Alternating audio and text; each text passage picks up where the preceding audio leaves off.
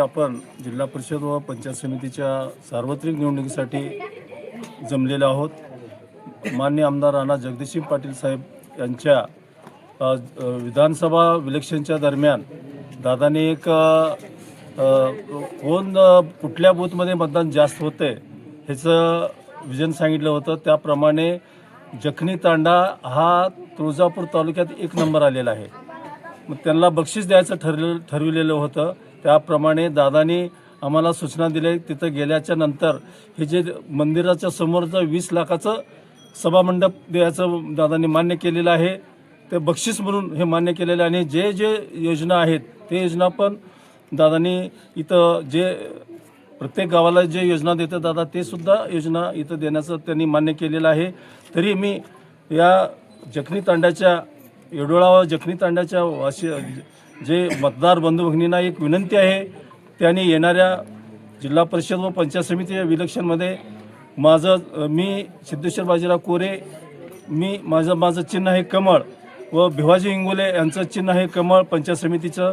त्या दोघांना मतदान करून कमळावर बटन दाबून दोन्ही मशीनवर कमळावर बटन दाबून भरघोस मताने विजयी करावं ही कळकळीची विनंती करून मी माझे 2 शब्द संपवतो। जय हिंद, जय महाराष्ट्र।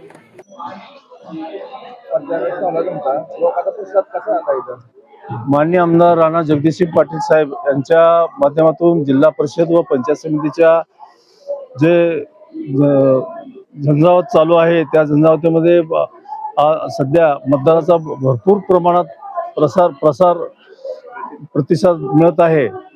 यामध्ये माननीय आमदार राणा दादा यांनी आपल्या तुळजापूर तालुका व नंदगाव गटासाठी भरपूर निधी दिलेला आहे। नंदगाव गटात जवळजवळ नंदगावला 29 कोटी रुपये निधी दिले व लहान खेडेगावाला सुद्धा एक बूथचे जे गाव आहेत त्याला सुद्धा 50 लाख 55 लाख रुपये निधी दिलेले आहेत। आम्ही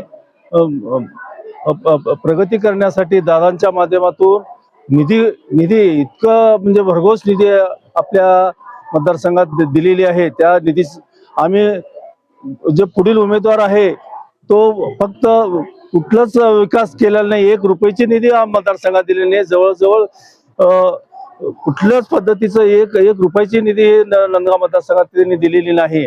परंतु माननीय आमदार दादांनी या नंदगाव मतदारसंघासाठी व तुळजापूर तालुक्यासाठी भरघोस पद्धतीने निधी दिलेले आहे। या नंदगाव मतदारसंघामध्ये जेवढे नंबर पडलेले रोड आहेत ते पूर्ण रोड झालेले आहेत।